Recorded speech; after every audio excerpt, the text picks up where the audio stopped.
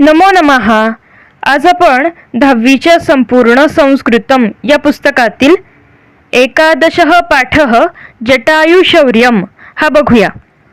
जटायुशौर्यम म्हणजे जटायूचे शौर्य. आता हा रामायणातला भाग आहे.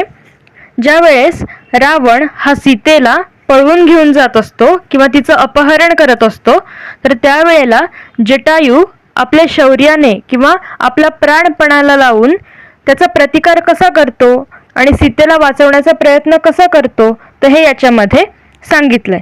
तर आपण आधी प्रस्तावना बघूया आणि त्याच्यानंतर हे दिलेले श्लोक समजावून घेऊया.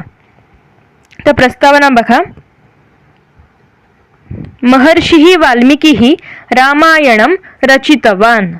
म्हणजे आपल्याला माहिती आहे महर्षी वाल्मिकींनी रामायणाची रचना केलेली आहे.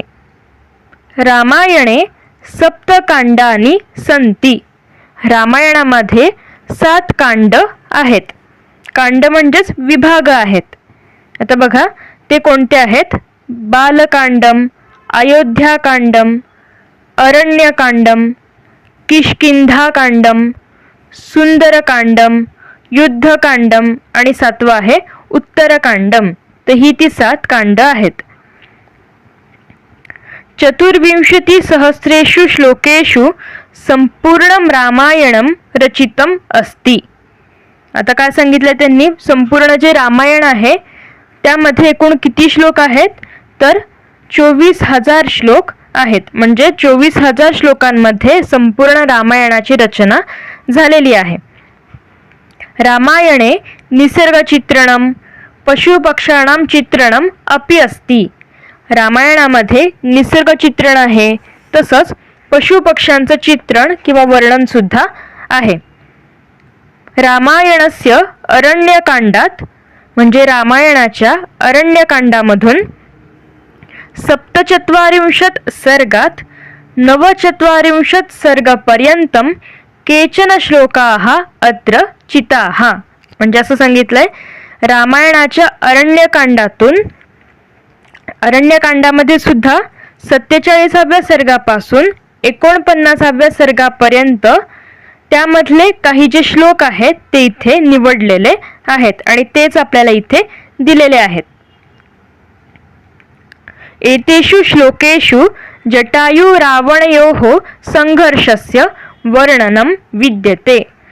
एतेषु श्लोकेषु म्हणजे या श्लोकांमध्ये काय आहे, तर जटायू आणि रावण यांच्यातल्या संघर्षाचं वर्णन आहे.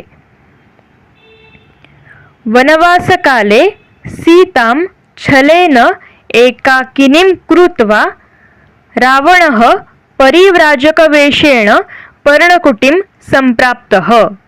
काय सांगितलंय, वनवासकाले म्हणजे जेव्हा राम, सीता आणि लक्ष्मण हे वनवासात होते, तर त्या वनवास काळामध्ये सीतां छलेन एकाकिनीं कृत्वा म्हणजे सीतेला छलेन म्हणजे कपटाने एकटी पाहून किंवा एकटी करून रावणः परिव्राजकवेषेण पर्णकुटीं संप्राप्तः. तर रावण जो होता त्याने काय केलं, परिव्राजक वेश म्हणजे संन्यासाचा वेश धारण केला आणि तो ते जिथे राहत होते राम, सीता आणि लक्ष्मण तिथे आला.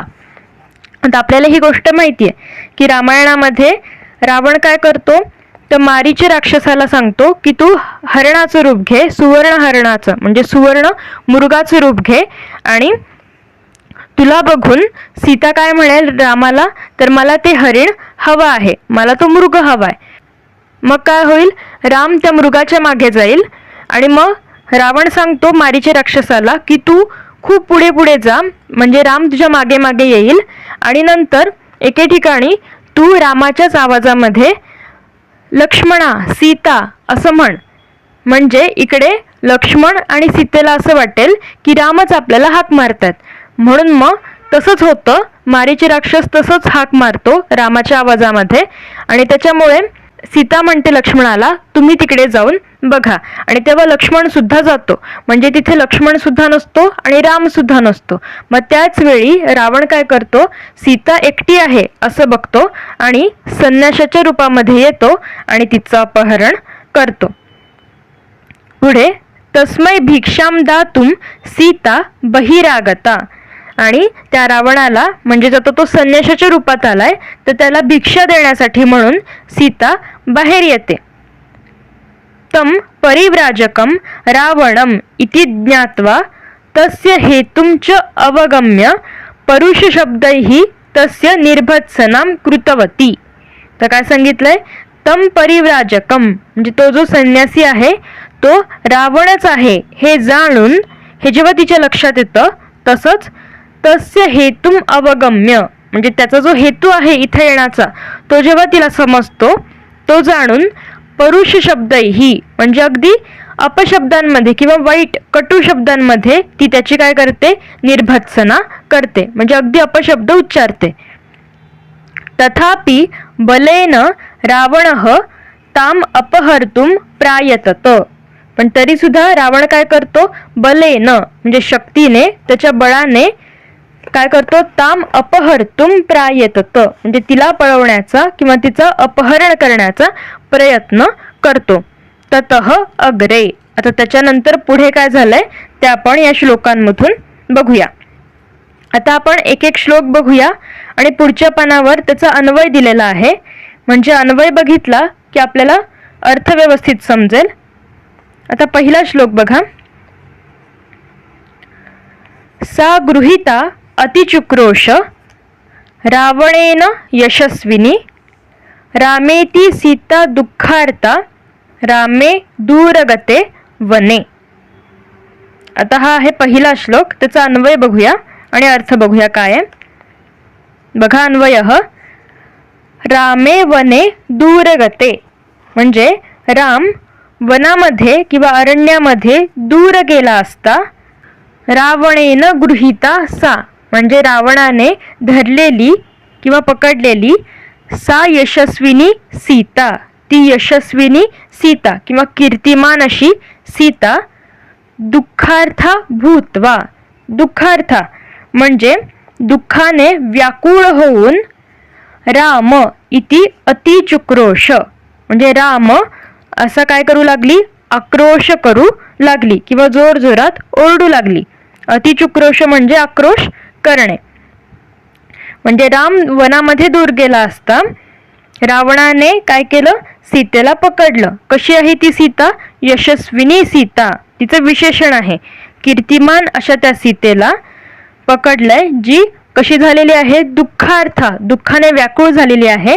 आणि ती राम असं काय करते म्हणजे हे रामा असा ती आक्रोश करते आणि रामाला हाका मारते. याच्यामध्ये अतिचुक्रोश हे लीट लकाराचं रूप आहे. आता यामध्ये जी ठळक अक्षरामध्ये क्रियापद दिसतात आपल्याला सगळ्या श्लोकांमध्ये, ती लीट लकाराची क्रियापदं आहेत. लीट लकार म्हणजेच परोक्ष भूतकाळ. अतिप्राचीन घटना सांगण्यासाठी आपण लीट लकार वापरतो आणि तोच इथे त्यांनी वापरलेला आहे. आता पुढचा श्लोक. सा तदा करुणावाचो विलपंती सुदुःखिता वनस्पतिगतम गृध्रम ददर्शायतलोचना. आता याच्यामध्ये काय म्हटलंय बघूया. अन्वय बघा. तदा सा तदा म्हणजे तेव्हा, ती आयतलोचना आयतलोचना लोचन म्हणजे डोळे आणि आयतलोचना म्हणजे विशाल डोळे असणारी, मोठे डोळे असणारी अशी ती सुदुःखिता सीता.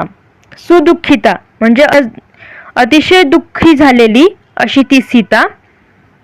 करुणाः वाचः करुणाः म्हणजे कारुण्यपूर्वक, वाचः म्हणजे वाणी.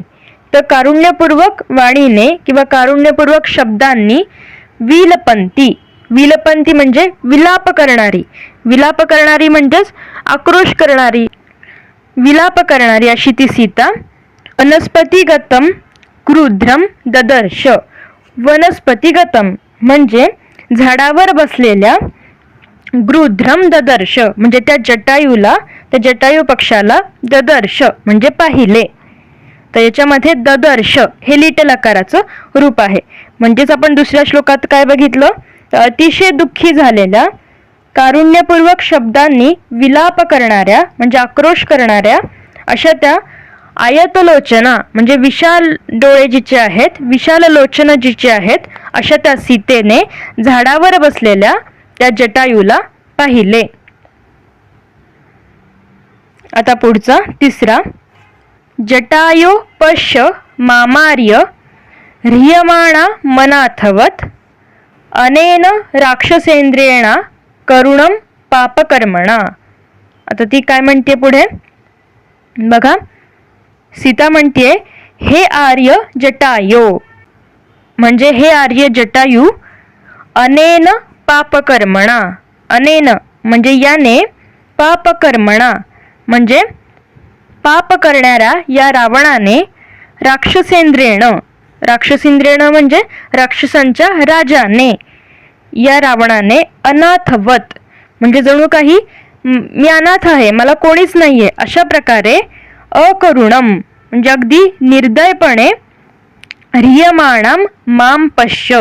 ह्रियमाणम, ह्रियमाणम म्हणजे पळवून नेल्या जात असलेल्या, माम पश्य मला बघ किंवा मला पहा असं ती त्या जटायूला म्हणते की हे आर्य जटायू, या पापकर्म करणाऱ्या राक्षसांच्या राजाकडून मला अनाथाप्रमाणे हा निर्दयपणे माझं अपहरण करतोय, तर अशा मला तू पहा असं ती सीता त्याला म्हणते.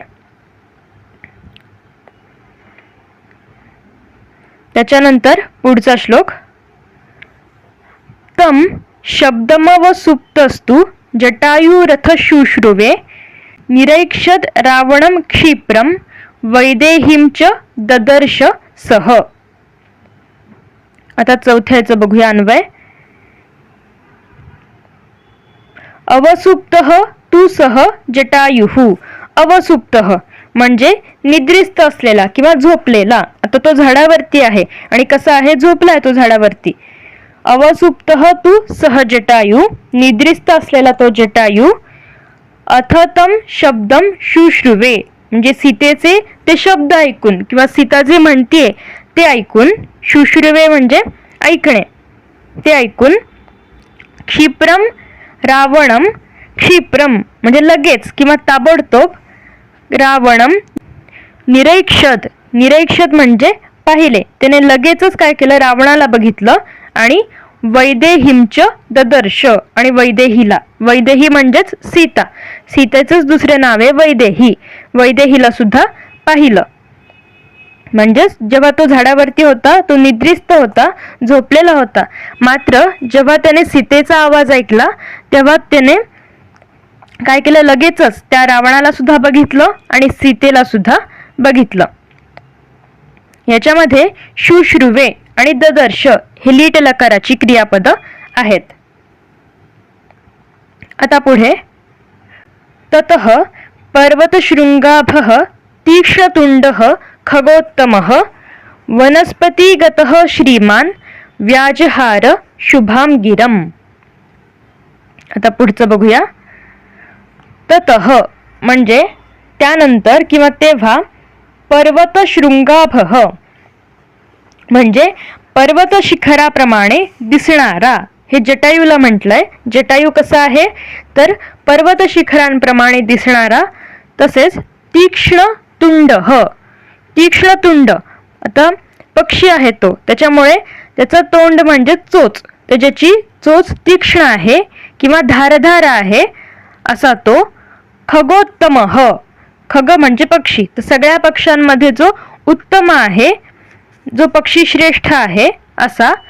वनस्पती गतः म्हणजे झाडावर बसलेला तो. श्रीमान जटायुः असा तो श्रीमान जटायू. शुभाम गिरम व्याजहार.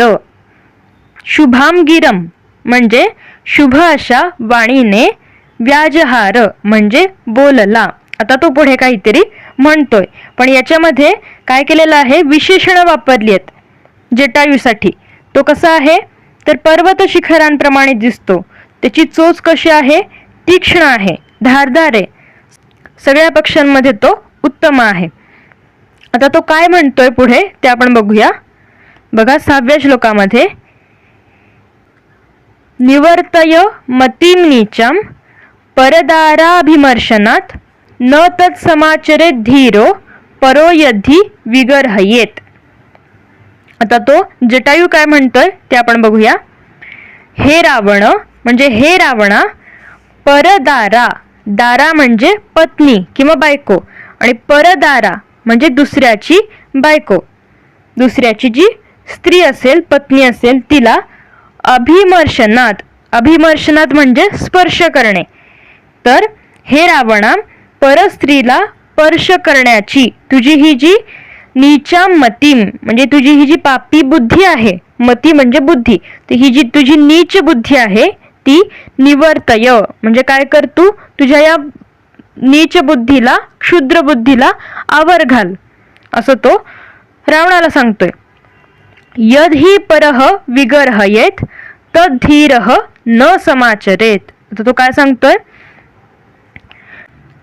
तर जटायू असं का म्हणतोय की तू आपल्या नीच बुद्धीला आवर घाल, तर जी चांगली माणसं असतात ती वाईट कर्म करत नाहीत. म्हणजे दुसरी लोक ज्या गोष्टींमुळे आपल्याला दोष देतील किंवा आपली निंदा करतील अशी कर्म चांगली माणसं करत नसतात. म्हणून तू काय कर, तुझी ही जी बुद्धी आहे नीच तिला आवर घाल. म्हणजे इथे आता जटायू काय करतोय, एक प्रकारे त्याला समजवण्याचा प्रयत्न करतोय.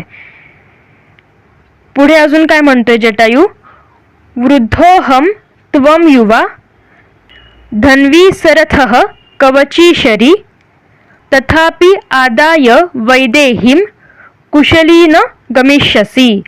तर अजून तो पुढे काय म्हणतोय जटायू 7व्या श्लोकामध्ये, यद्यपि म्हणजे जरी अहम वृद्ध अस्मी, मी कसा आहे आता वृद्ध झालेलो आहे, म्हातारा झालेलो आहे, जरी मी वृद्ध असलो, त्वम युवा आणि तू कसा आहेस, तरुण आहेस, धन्वी म्हणजे धनुष्यबाण घेतलेला आहेस, सरथः म्हणजे तू रथात बसलेला आहेस, कवची म्हणजे चिलखत घातलेला आहेस, शरीयसी म्हणजे तुझ्याकडे धनुष्यबाण आहे, तथापि वैदेहीम आदाय त्वम कुशली भवन न गमिष्यसी. म्हणजेच जटायू म्हणतोय तुझ्याकडे जरी या सगळ्या गोष्टी असल्या तरी सुद्धा वैदेहीम आदाय म्हणजे वैदेहीला घेऊन, आदाय म्हणजे घेऊन, त्वम कुशली न गमिष्यसी तू इथून सुखरूप जाऊ शकत नाहीस.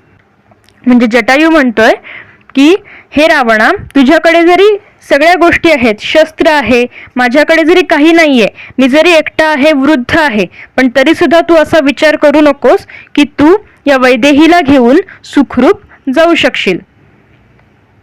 आता पुढे, तस्य तीक्ष्ण नखाभ्याम तू चरणाभ्याम महाबलः चकार बहुधा गात्रे वृणान पतग सत्तमः. आता काय म्हटले पुढे, महाबलः म्हणजे शक्तिमान किंवा ज्याच्याकडे महान बल आहे असा, पतग सत्तमः म्हणजे पक्षांमध्ये जो श्रेष्ठ आहे असा जटायू, तू तस्य तीक्ष्ण नखाभ्याम चरणाभ्याम, तीक्ष्ण नखाभ्याम म्हणजे आपल्या तीक्ष्ण नखांनी दोन्ही पायांच्या, चरणाभ्याम म्हणजे दोन्ही पायांच्या तीक्ष्ण नखांनी त्याने काय केलेलं आहे, रावणस्य गात्रे म्हणजे गात्र म्हणजे शरीर, तर रावणाच्या शरीरावर काय केलेलं आहे, बहुधा व्रणान चकार म्हणजे अनेक जखमा केल्या, चकार म्हणजे केल्या. म्हणजे आता आपण बघितलं जटायूकडे कोणतंही शस्त्र नाहीये, पण त्याने काय केलंय, आपली जी चोच आहे किंवा आपली जी पंख आहेत आणि आपली जी नखं आहेत यांनाच आपली आयुध बनवलंय, यांनाच आपली शस्त्र बनवली आहेत आणि त्यावरून तो प्रतिकार करण्याचा पूर्ण प्रयत्न करतोय. म्हणून त्याने काय केलंय, आपल्या दोन्ही पायांची जी तीक्ष्ण नखं आहेत, टोकदार धारधार अशी जी नखं आहेत, त्याने काय केलंय, त्याने रावणाच्या शरीरावर अनेक जखमा केलेल्या आहेत. आता पुढे, ततोस्य सशरम चापम मुक्तामणिविभूषितम चरणाभ्याम महातेजा बभंज पतगोत्तमः. आता याच्यामध्ये काय म्हटलंय, ततः महातेजाः पतगोत्तमः, ततः म्हणजे नंतर, महातेजाः म्हणजे महान तेजस्वी असणाऱ्या अशा जटायुः पतगोत्तमः जटायुः म्हणजे पक्षांमध्ये जो श्रेष्ठ आहे अशा जटायूने अस्य रावणस्य म्हणजे या रावणाच्या मुक्तामणी विभूषितम म्हणजे मोती आणि रत्न यांनी सुशोभित झालेलं जे त्याचं सशरम चापम म्हणजे बाणासह जे त्याचं धनुष्य आहे ते चरणाभ्याम बभंज चरणाभ्याम म्हणजे दोन्ही पायांनी काय केलंय बभंज म्हणजे तोडून टाकलेलं आहे किंवा नष्ट केलंय. आता पुढे काय केलंय, आधी तर त्याने काय केलेलं होतं, त्याच्या नखांनी अनेक जखमा त्याच्या शरीराला केल्याच होत्या. नंतर पुढे त्याने काय केलं तर रावणाकडे जे बाणासह धनुष्य आहे तर ते सुद्धा त्याने तोडून टाकलेलं आहे. बभंज हे इथे लीट लकार आहे आणि वरच्या 8व्या श्लोकामध्ये चकार आणि 9व्यामध्ये बभंज ही लीट लकाराची क्रियापद आहेत. ततः क्रोधात दशग्रीवो गृधराजम अपोथयत पक्षौ पार्श्वौ च पादौ च खड्गम उद्धृत्य सह अछिन्नत. आता याच्यामध्ये काय म्हटलंय, ततः म्हणजे त्यानंतर, सह दशग्रीव म्हणजे तो दशग्रीव म्हणजेच रावण. तो जो रावण आहे त्याने काय केलं, क्रोधात म्हणजे त्याला आता खूप राग आलेला आहे. तर रागाने त्याने गृधराजम अपोथयत म्हणजे काय केलं, त्या जटायूवर हल्ला केला. खड्गम उद्धृत्य म्हणजे त्याची जी तलवार आहे ती उपसून त्याने काय केलंय, पक्षौ पार्श्वौ पादौ च अछिन्नत. तर त्या जटायूचे दोन्ही पंख आणि पाय काय केलेले आहेत, अछिन्नत म्हणजे कापून टाकलेले आहेत. म्हणजे आता चित्रात सुद्धा तुम्हाला तसं दिसत असेल. तर रावणाने काय केलंय, त्याची तलवार उपसली आहे आणि त्याचे पाय आणि पंख छटायला सुरुवात केलेली आहे. पुढे स छिन्न पक्षः सहसा रक्षसा रौद्रकर्मणा निपपात हतो गुर्ध्रो धरण्याम अल्पजीवितः. तर शेवटच्या श्लोकात काय म्हटलंय, तदा म्हणजे तेव्हा, रक्षसा म्हणजे त्या राक्षसाने रौद्रकर्मणा सहसा हतः. रौद्रकर्मणा म्हणजे भयंकर असं त्याचं हे कर्म आहे आणि अशा त्या कर्म करणाऱ्या राक्षसाने काय केलं, एकदम प्रहार केला. छिन्न पक्षः सह आणि काय केलेलं आहे, ज्याचे पंख कापलेले आहेत असा तो जटायू अल्पजीवितः. अल्पजीवितः म्हणजे आता त्याचे पंख कापलेले आहेत, पाय कापलेले आहेत, त्यामुळे त्याचं तर जीवन खूप थोडंसंच राहिलेलं आहे. असा तो अल्पजीवी गृध्रः धरण्याम निपपात. तर असा तो जटायू धरण्याम म्हणजे धरणीवर पडला, कारण की आता त्याचे पंख आणि पाय कापल्यामुळे तो जमिनीवरच कोसळलेला आहे. पण तरी सुद्धा जटायूने अगदी आपल्या प्राणाची बाजी लावून सीतेला वाचवण्याचा प्रयत्न केलेला आहे आणि त्याने काय केलंय, रावणासोबत युद्ध सुद्धा केलंय. त्याच्याकडे कोणतंही शस्त्र नव्हतं, पण आपली नख, पंख आणि चोच यांनाच त्याने आपली आयुध बनवून काय केलेलं आहे, तर रावणाबरोबर युद्ध केलेलं आहे आणि त्याचा प्रतिकार करण्याचा पूर्ण प्रयत्न केलेला आहे. तर अशा प्रकारे आज आपण जटायू शौर्यम हा पाठ बघितलेला आहे आणि याचा जो भाषाभ्यास आहे तो आपण याच्या पुढच्या भागामध्ये बघूया. तुम्हाला जर माझे व्हिडिओ आवडत असतील तर व्हिडिओला लाईक करा, शेअर करा आणि आपल्या चॅनलला सबस्क्राईब करा. चला तर पुन्हा भेटूया पुढच्या भागात. पुनर्मिलामः. धन्यवादः.